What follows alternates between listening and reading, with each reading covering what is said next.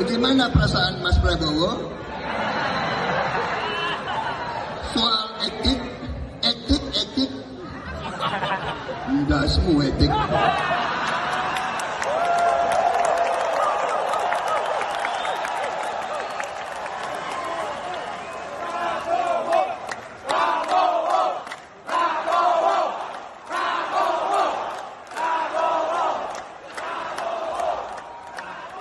Saya ingin baik-baik. Aku ingin rukun. Aku ingin mari kita maju untuk rakyat, ya kan? Habis itu nyerang-nyerang. Dulu mau jadi menterinya Pak Jokowi. Sekarang menyindir Pak Jokowi.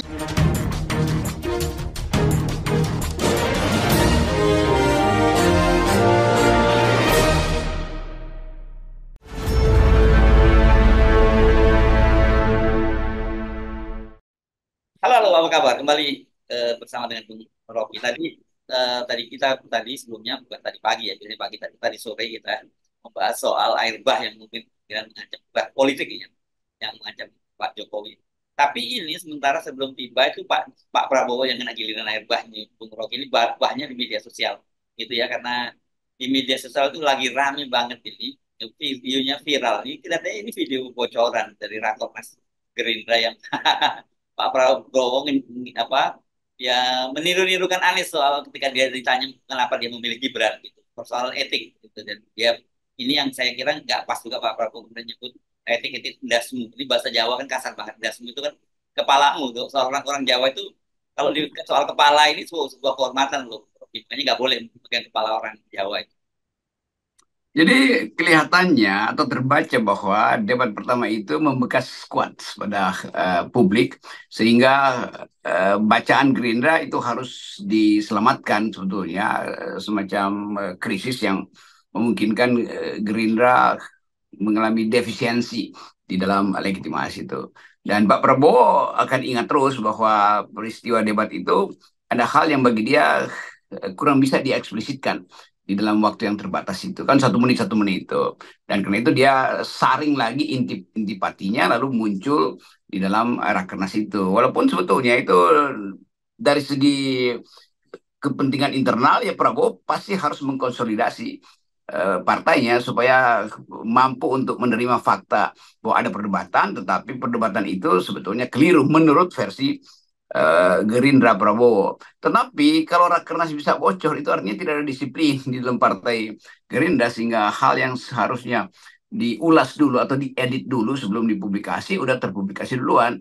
Itu bikin kacau juga ini tim Gerindra, kenapa nggak mampu untuk mengendalikan bocornya satu strategi yang memungkinkan lawan politik justru mengeksploitasi itu. Dan ternyata keterangan Pak Prabowo itu walaupun sedikit bercanda itu artinya Prabowo tetap masih mengingat bahwa ada yang kurang ajar di debat pertama. Kira-kira begitu bahasa bahasa gaulnya, kira-kira kurang ajar lu, gua hajar lu sekarang tuh. Kira-kira begitu kan. Tapi bagi Prabowo mungkin bagian itu bisa dia endapkan di tingkat rakornas. Tetapi karena dia bocor, maka publik mengevaluasi lebih jauh bahwa Prabowo ternyata masih kesel, masih segala macam kan. Jadi itu pentingnya ada disiplin justru di dalam Gerindra supaya isu yang bisa dikontain sebagai isu internal jangan sampai lolos sehingga jadi bulan-bulan publik. Itulah ya bahayanya saya kira ya di era digital ini sekarang Bung Rocky ya. Kendati katakanlah saya menduga keras pasti itu bilang ini internal tutup gitu karena media tidak dapat itu. Yang ini munculnya dari media sosial, dan media sosial itu pasti juga dari orang yang hadir di dalam rakornas itu sendiri gitu. Dan ini kemudian dampaknya kan bagaimana Pak Prabowo itu kan sekarang coba di branding menjadi Gemon gitu ya. Gemon itu fun, asik, menggemaskan gitu. Sementara sebelumnya sebutkan emosian, orangnya citranya melekat semacam itu. Nah, akhirnya terjadi ya ini namanya brand image, saya menyebutnya itu. Gemoy itu jadi hilang sekarang jadi gemosian gitu disebutnya. Memang mudah juga untuk dilupakan karena kan timbunan isu itu akan menimbun juga isu eh, Prabowo di debat kemarin. Tetapi menimbun isu itu kan juga perlu energi yang kuat. Jangan sampai yang udah ditimbun justru berulang di dalam putaran berikutnya tuh. Jadi para strateg, mereka yang menguji atau menjalankan strategi Prabowo mesti hati-hati. Jangan sampai keadaan-keadaan yang sebetulnya kerikil kecil bisa jadi batu tajam di kaki Prabowo ketika lagi debat kan. Ini pentingnya mengkonten isu strategis dan membedakan dia atau mencari cara supaya isu itu dibahas internal, lalu nanti hasil endapan internal itu yang kemudian dipakai sebagai senjata putaran berikutnya. Nah sekarang orang sudah tiba pada kesimpulan bahwa Prabowo dengan mudah itu ditundukkan dengan menggugah emosinya itu kan. Jadi kubu Anies maupun kubu Ganjar sekarang mempelajari gestur Pak Prabowo, ini hal biasa dalam mengintip strategi lawan politik untuk bukan diperhalus, dibuat sedemikian rupa sehingga Prabowo kembali menjadi emosional di periode kedua. Sebetulnya itu ada strategi yang juga salah. Karena bisa juga justru karena Prabowo membuka itu, lalu Prabowo menjadikan itu sebagai hal yang biasa di periode kedua. Dan orang anggap bahwa kalau begitu memang Prabowo dasarnya emosional. Nggak ada soal juga kan orang mengucapkan sesuatu secara emosional. Jadi bagi Prabowo ya kita bisa bantu untuk mengatakan, ya lanjutkan aja tema itu atau tradisi psikologi tubuh semacam itu, bahasa tubuh yang seperti itu. Karena memang itu yang paralel dengan semua hal yang orang tahu tentang Prabowo kan. Yang disebut gemoy itu ya buatan aja yang ada di baliho atau ada di TikTok. Tetapi watak dasar Prabowo yang ekspresif dan sugestif itu yang mesti justru dieksploitasi. Jadi nggak perlu lagi Prabowo itu didampingi oleh tim yang berupaya untuk membuat dia jangan emosional, nggak ada gunanya. Terus semua jejak digital Pak Prabowo adalah emosional kok. Ya. Jadi ini yang kita sebut kemarin mestinya Pak Prabowo be yourself gitu ya. Karena masa Ya be yourself aja. Dan kalau be yourself sebenarnya video tadi tidak jadi persoalan. Ya kan gitu ya, video yang muncul jadi persoalan karena yang jadi persoalan karena sekarang coba di rebrand. Itu yang jadi masalah saya kira. Ya itu dasarnya. Jadi hal yang sebetulnya natural tiba-tiba jadi persoalan ya karena Prabowo dibikin tidak natural oleh para pelatihnya kan. Ngapain Prabowo dibuat seolah-olah orang yang mampu menahan amarah? Biarkan saja. Justru itu yang kemarin 2019 membuat suara Gerindra juga naik itu karena Prabowo secara ekspresif menyerang Jokowi kan. Walaupun akhirnya masuk dalam kabinet. Tetapi jangan lupa bahwa Gerindra dikenal atau ditunggu orang sebagai partai yang bisa jadi macan panggung tuh. Kan itu intinya.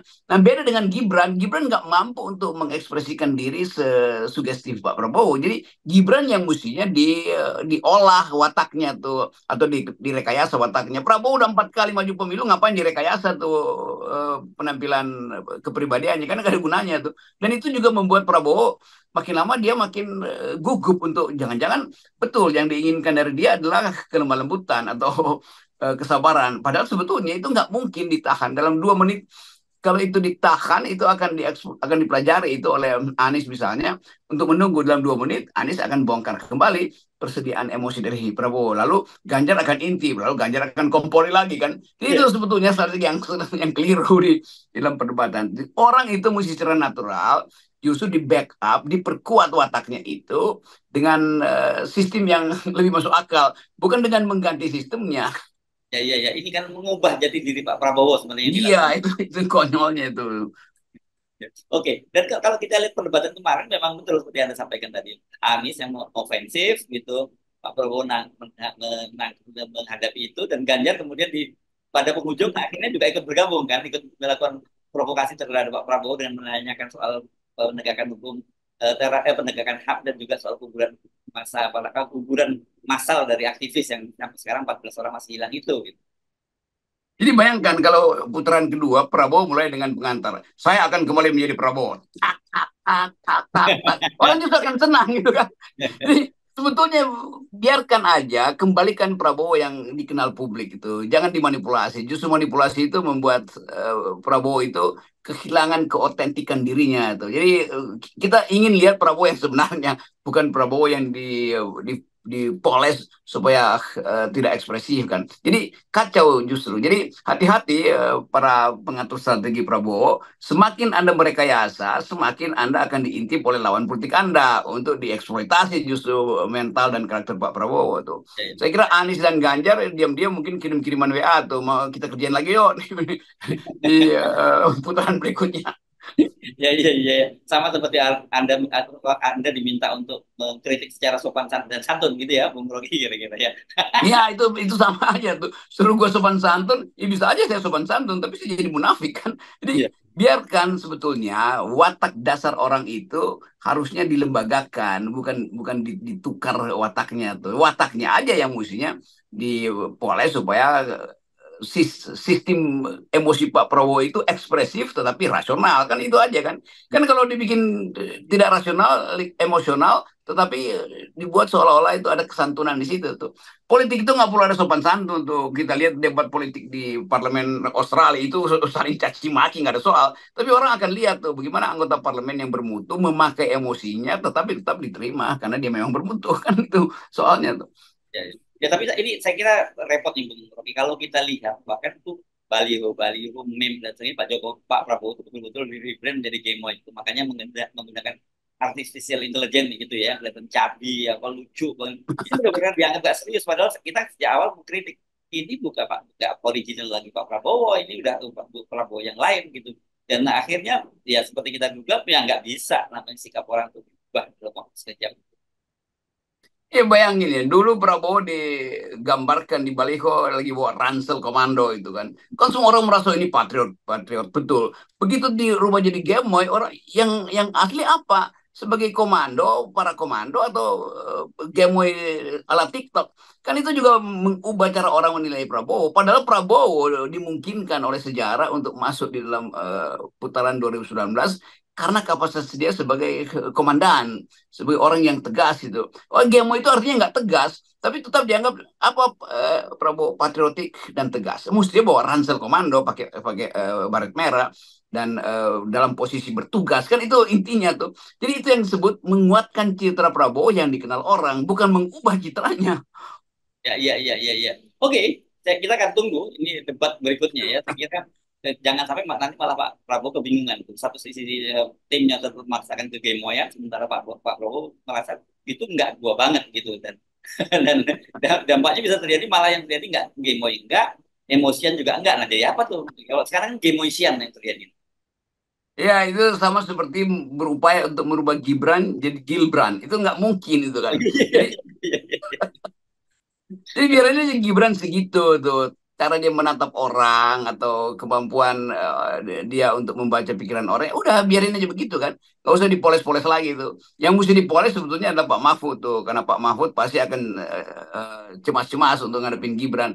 Jadi Gibran sebetulnya menyimpan rahasia atau teknik untuk menghajar Mahfud. Mahfud nggak mungkin membaca teknik Gibran tuh. Karena selama ini Mahfud nggak pernah menduga bahwa Gibran akan jadi penantang dia kan. Itu intinya tuh.